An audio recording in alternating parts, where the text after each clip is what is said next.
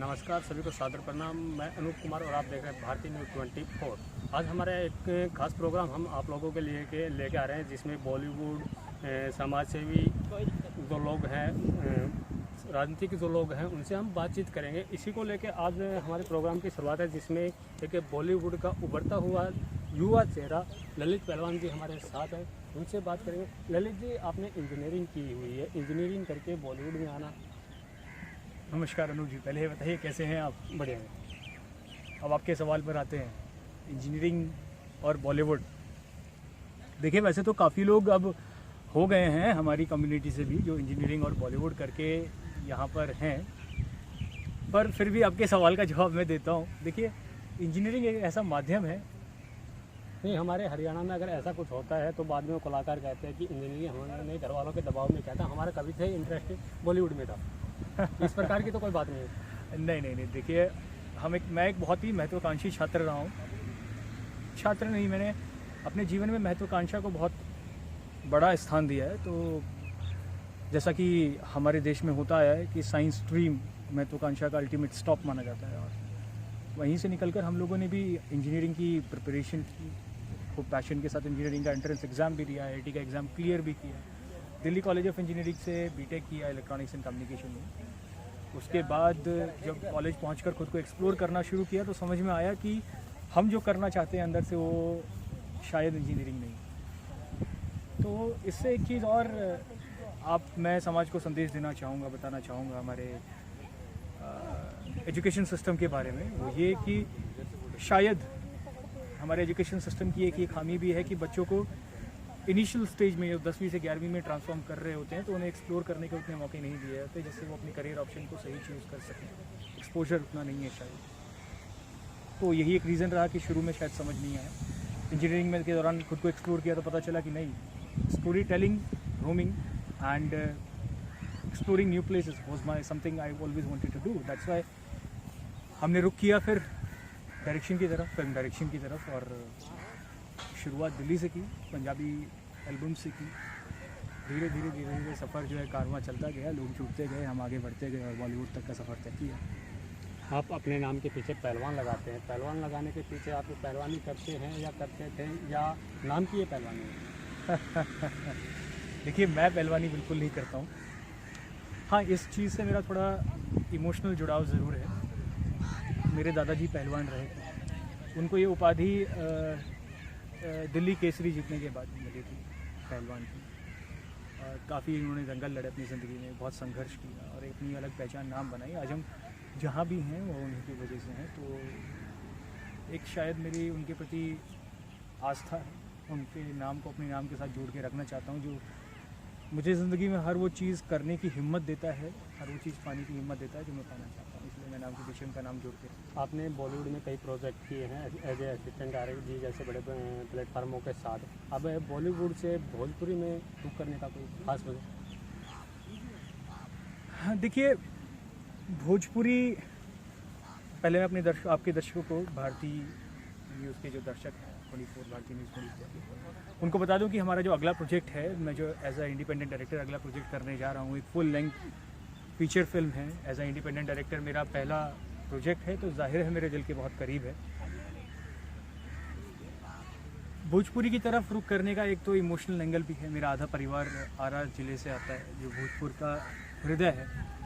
शाहाबाद के नाम से पहले ये ज़िला जाना जाता था, और इसी कारण, सबसे बड़ा कारण तो शायद यही है, ये इमोशनल जुड़ाव। बात ये है ना, बॉलीवुड जैसे बड़े प्लेटफार्म पे काम करने के बाद एक छोटी इंडस्ट्री में आना, अपने कहीं ना कहीं स्टारिज्म को कमज़ोर करना था, और उस प्लेटफार्म पे आना जहाँ आरोप लगते रहते हैं कि यहाँ थोड़ा सा नेगेटिव ज़्यादा चलता है। देखिए अनूप जी, पहले मैं आपको ये बताना चाहूँगा कि इस सवाल के पीछे जो है बहुत ही हमारी जो है दुर्भाग्य है कि आज हमें ये सवाल का सामना करना पड़ रहा है। वरना एक ऐसी भाषा इमेजिन कीजिए जिसको 10 करोड़ लोग बोलते हैं, जो सिर्फ हिंदुस्तान में ही नहीं, हिंदुस्तान के जो राज्य हैं, यूपी, बिहार, मध्य प्रदेश, झारखंड, छत्तीसगढ़ के कुछ इलाके, नेपाल, इंटरनेशनली मैं बात करूं तो Suriname, Fiji, Mauritius, Trinidad and tobacco, south Africa जैसे देशों में बोले जाने वाली भाषा जिसको लगभग हिंदुस्तान के अंदर ही 10 करोड़ लोग बोलते हैं, और इंटरनेशनली मैं बात करूं तो ये संख्या शायद 12-13 करोड़ तक पहुंचती है। ऐसी भाषा के सिनेमा के बारे में अगर ऐसी बात की जा रही है तो मतलब ये हमारा दुर्भाग्य है। हमें पहले समझना होगा भोजपुरी है क्या।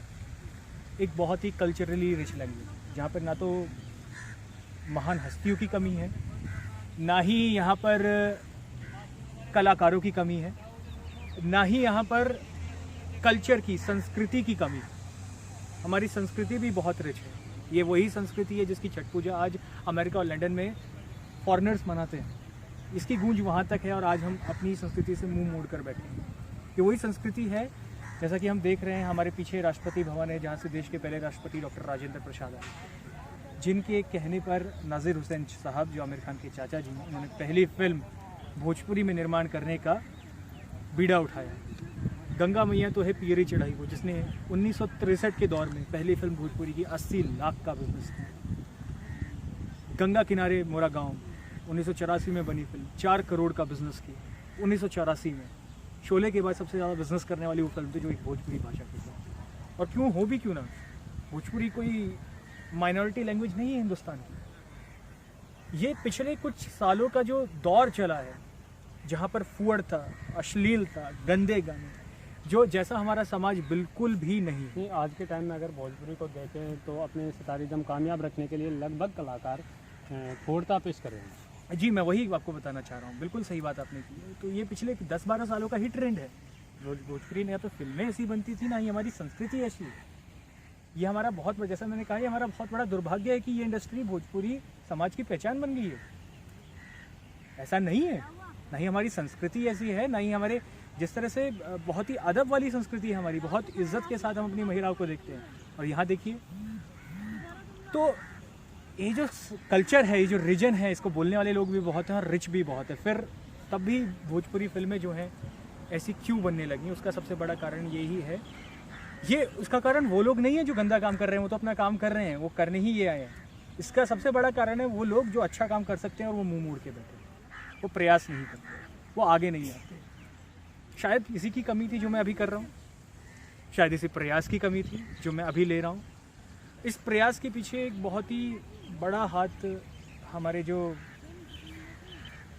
गुरु, एक तरह से इस लाइन में समझिए, मास्टर जी वीके रसौंधी जी, जो इस फिल्म के लीड एक्टर भी हैं, जो हम फिल्म करने जा रहे हैं। उनको मास्टर वीके के नाम से भी जाना जाता है, जिसकी उपाधि उन्हें श्यामक दावर जी ने स्वयं दी थी, जो अपने आप में एक डांसिंग लीजेंड है। बूगी वूगी के वो विनर भी रह चुके हैं मास्टर वीके, और रनर अप रह चुके हैं, सॉरी। एंड उसके बाद उन्होंने हिंदी फिल्म इंडस्ट्री में सारे बड़े कलाकारों के साथ काम किया, सुनील शेट्टी, गोविंदा, अहमद खान, शाहिद कपूर, रेमो जी, गणेश आचार्य जी, सबके साथ काम करने के बाद, हिंदी में अपनी एक अलग पहचान बनाने के बाद, जब पिछले साल सुशांत सिंह राजपूत जी की हत्या का मामला सामने आया, तो मैं और वो दोनों बहुत ही इमोशनल हो गए। मेरे तो सुशांत जी कॉलेज के सीनियर भी थे, दिल्ली कॉलेज ऑफ इंजीनियरिंग से ही मैंने बीटेक की है, उन्होंने भी वहीं से बीटेक की है। तो मेरा एक रीज़न वो भी था। मास्टर जी भी आए, वो भी बहुत इमोशनल थे। उन्होंने कहा शायद अगर हमारे तरफ की इंडस्ट्री विकसित होती, शायद बनी हुई। सुशांत सिंह राजपूत की हत्या का जो मामला था, उसको देख के लगभग देश में लगभग ही थोड़ा माहौल अलग हुआ। जी जी, बिल्कुल बिल्कुल बिल्कुल। तो वही एक सबसे बड़ा रीज़न भी था जिसने हम लोगों को मूव किया। हम अचानक से हमारा ये माहौल बना, ये बातचीत बनी कि हमें भी इस अपनी इंडस्ट्री के लिए, अपने समाज के लिए, अपने लोगों के लिए कुछ तो करना चाहिए, कुछ तो ऐसा करना चाहिए जिससे हम ये कह सकें, आने वाली पीढ़ी के सामने कम से कम अपनी बात रख सकें कि हमने प्रयास किया, हम पीछे नहीं हटे, हमने अपनी तरफ से जो स्टेप ले सकते थे हमने लिए, हमने एटलीस्ट एक कोशिश की। कामयाब नहीं हुए वो एक अलग बात है, लेकिन एक अच्छा सिनेमा बनाएंगे तो दर्शक जरूर पसंद करेंगे, प्यार भी देंगे। तो जब मास्टर जी ने आके ये बात बोली कि हमें कुछ करना चाहिए और शायद हम पहले कुछ करते, पहले इंडस्ट्री वहाँ विकसित होती, शायद सुशांत जी आज जिंदा हो। आपका जो आने वाला प्रोजेक्ट है उसकी थीम क्या होगी? देखिए, हमारा जो प्रोजेक्ट है उसकी थीम है हमारा युवा, आज का युवा, जो हर चीज़ को लॉजिक के नज़रिए से देखता है, जो हर चीज़ को तोल के समझता है और एक नए दृष्टिकोण के साथ आगे बढ़ता है, जिसके लिए जात पात का कोई महत्व नहीं है, जो साइंटिफिक डिस्कवरी में इंडिया को आगे देखना चाहता है, जो वो युवा जो इस देश को कहीं से कहीं ले जाने की क्षमता रखता है, जिसके लिए सीमाओं का, क्षमताओं का कोई अंत नहीं। आपका प्रोजेक्ट बिल्कुल सही है, लेकिन हम ये जानना चाहेंगे आज का जो दौर है कहीं ना कहीं कॉमेडियन और लव स्टोरी का दौर है। कॉमेडियन और लव स्टोरी को दौर को देखते हुए आपका प्रोजेक्ट आपको क्या लगता है कितना सफल है? देखिए, सिनेमा जो है मेरे हिसाब से एक अनुभव, एक ऐसा अनुभव, फिल्म डायरेक्टर की हमेशा से ही प्रयास रहता है, और अगर मैं ये कहूँगा सिर्फ मेरा प्रयास है तो गलत होगा, मेरी पूरी टीम का ही ये प्रयास है कि हम लोग एक अच्छा सिनेमा बनाएं। जो एक अच्छा सिनेमा है वो एक अनुभव है, और अनुभव वो होता है जो आपके साथ लंबे समय तक है, आपको गुदगुदाए भी, ज़रूरत पड़ने पर रुलाए भी, ज़रूरत पड़ने पर रोमांस भी दिखाए, ज़रूरत पड़ने पर कॉमेडी भी दे, और ज़रूरत पड़ने पर अंदर से झकझोर के भी रख दे, ताकि आप ये समझ पाएँ कि क्या करना सही है और क्या करना है। तो एक अनुभव देने पर हमारा जोर है, और टीम ओशन फिल्म्स पिछले 6 महीने से लगी हुई है। आपको याद होगा पिछले दिनों ही उत्तर प्रदेश गवर्नमेंट ने एक अनाउंसमेंट की, जिसमें उन्होंने एक फिल्म सिटी बनाने की घोषणा की। जी, नोएडा। जी। फिर बिहार गवर्नमेंट भी बहुत जल्दी ही एक 1 विंडो सिस्टम लेकर आ रही है, जिसमें शूटिंग के लिए आपको एक ही जगह से सब परमिशंस मिलेंगी। इसी दौर में मेरी मुलाकात बिहार की जो मुख्यमंत्री हैं फिल्म के निर्माण के दौरान उनसे होगी, और हम उनको ये ज्ञापन देंगे कि किस तरह से फूहड़ता जो है वो बहुत ज़्यादा बढ़ गई है, और हम उसको किस तरह से अलग हटाना चाहते हैं। इस इंडस्ट्री के अंदर हम एक सुधार को लेकर आना चाहते हैं, और अगर सरकार का साथ हमारे साथ रहेगा तो चीज़ें बहुत ज़्यादा आसान हो जाएंगी। और इसी क्रम में भोजपुर ज़िले और बिहार के उन तमाम ज़िलों के जो सुपरिटेंडेंट ऑफ पुलिस एसपी जो हैं उनसे भी मैं मुलाकात करूँगा। 10 ज़िलों के एसपी से मेरी मुलाकात होगी, जिनको जो इस मुहिम में हमारा साथ देगी। ये फिल्म के साथ साथ एक मुहिम है।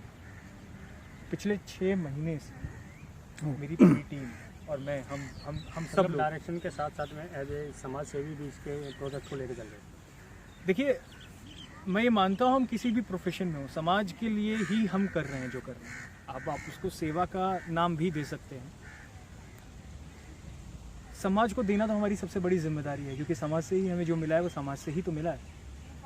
हम तो केवल उसको वो लौटा रहे हैं जो उसने हमें दिया है, और ये हमारी जिम्मेदारी बनती है। जैसे मैंने कहा, ये सिनेमा हमारी सबकी सांझी धरोहर है, जिसका नाम आगे चल के होने वाला है। आज के 10 साल बाद, 20 साल बाद, 30 साल बाद जो जनरेशन आएगी उसका, देखिए आज की जनरेशन बहुत ही प्रखर है, वो अपने सवालों को पूछने में जरा भी नहीं हिचकती है। तो वो वाली जनरेशन शायद गाली देने में भी नहीं हिचकेगी। वो वाली जनरेशन ये वाला सवाल सबसे पहले पूछेगी कि जो लोग इस चीज़ को बिगाड़ रहे थे उन्होंने तो अपना काम किया, आप क्या कर रहे थे। तो ये हम सभी की जिम्मेदारी है कि हम इस चीज़ को सुधारने के लिए अपना अपना प्रयास करें। मेरी पूरी टीम, ओशन फिल्म्स की टीम 6 महीने से सिर्फ गांव-गांव घूम रही है, लोगों से मिल रही है। हमने रिसर्च किया है, तब जाकर हम अपने विषय पर आए हैं, जो कि एक, जैसा कि कहा जाता है, महिलाओं का योगदान बहुत ज़्यादा होता है एक आदमी की ज़िंदगी में, उसको आगे बढ़ाने की। एक कामयाब बिजनेसमैन, पॉलिटिशियन, क्रिकेटर, एक आदमी जिसके पीछे औरत का हाथ होता है। हमारा जो सेंट्रल प्रोटोगनिस्ट है, जो कैरेक्टर है, वो भी एक महिला है। कैसी आज की महिला जो वो सब कुछ हासिल करना चाहती है जिसके लिए वो बनी है, जिसके लिए वो काबिल है, जितनी उसकी क्षमता है, और वो इस चीज़ के लिए कुछ भी कर गुजरने को तैयार है। वो समाज को भी वो लौटाना चाहती है जो समाज ने उसको दिया। तो एक प्रयास है अच्छा सिनेमा बनाने का। अनूठी आपका जो प्रयास है बिल्कुल बढ़िया प्रयास है, लेकिन आप लास्ट में आपसे आखिरी में एक सवाल करेंगे। जो आज का दौर चल रहा है फूहड़ता का दौर, और जो कलाकार इसे फूहड़ता को पेश करते हैं, जो लोग इसको देख के इसको बढ़ावा दे रहे हैं, उन लोगों को आप आखिर में क्या संदेश देना चाहेंगे कि इस पर क्या होना चाहिए? देखिए, भारतीय न्यूज़ इंडिया के 24 के हमारे जो दर्शक हैं, आपके माध्यम से सबसे पहले तो मैं दर्शकों से अपील करना चाहूँगा। मैं कलाकारों पर भी लौट कर आऊँगा, लेकिन सबसे पहले मैं दर्शकों से अपील करना चाहूँगा कि अगर हम चाहते हैं कि इस क्षेत्र में आगे अच्छा काम हो, तो वो ऐसी चीज़ों को और ऐसे विषयों को अपना प्यार दें जो एक अच्छा सिनेमा में के जगत में काम कर रहे हैं। हमने बहुत मेहनत से एक फिल्म बनाने की प्रयास किया है, एक विषय को लेकर आ रहे हैं, जो विषय अगले 6 महीने में आपके सामने आपके पटल पर होगा, जिसको आप देखेंगे, और आप सभी उसको अपना प्यार दें, दर्शक अपना प्यार दें, इस मुहिम में हमारा साथ दें। उन कलाकारों से जो फूहड़ता नहीं फैला रहे, जो अच्छा कर रहे हैं, जो अपना एक नाम कमा चुके हैं, जो हिंदी फिल्म इंडस्ट्री में अच्छा डायरेक्शन में काम कर रहे हैं, अच्छा सॉरी एक्टिंग में काम कर रहे हैं, सिंगिंग में काम कर रहे हैं, उनसे मेरी अपील है कि वो आएँ और वो आकर जुड़े इस चीज़ से, इस मुहिम से जुड़े हमारे साथ। Team ocean films any time उनका स्वागत करती है ऑन बोर्ड। हम तो सबको साथ लेकर चलना चाहते हैं, हमारे साथ ना सही लेकिन ये अपने बात तो हो गई जो अच्छा काम करना चाह रहे हैं, लेकिन जो ये पूर्णता पेश कर रहे हैं उन कलाकारों के लिए क्या कहना चाहिए? जी, मैं अपनी बात कंप्लीट करने के बाद मैं उनके ऊपर भी आऊँगा।